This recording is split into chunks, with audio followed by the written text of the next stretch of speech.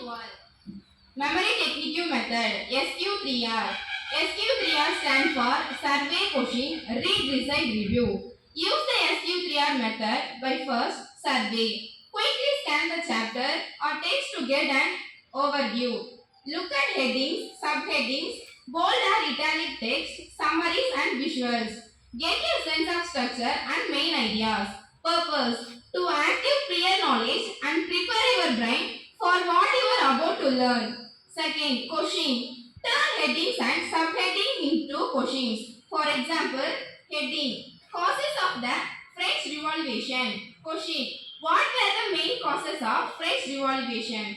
Purpose: to serve a purpose for reading and keep your mind engaging. Third, read. Read the section actively to answer the questions you are created. Focus on understanding, not just scanning. Take notes and highlighting the key ideas.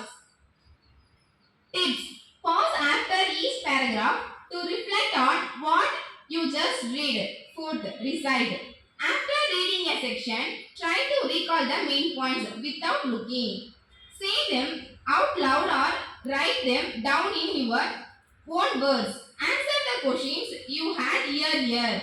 Purpose: to reinforce memory and check your understanding. Fifth, review.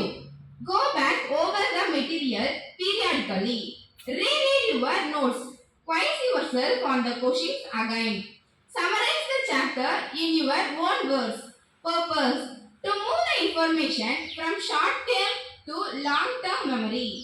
Benefits of SQ3R for the students: improves focus and comprehension, encourages active learning, strengthens memory retention, makes revision easier and more effective. Success in your exam. Thank you to all.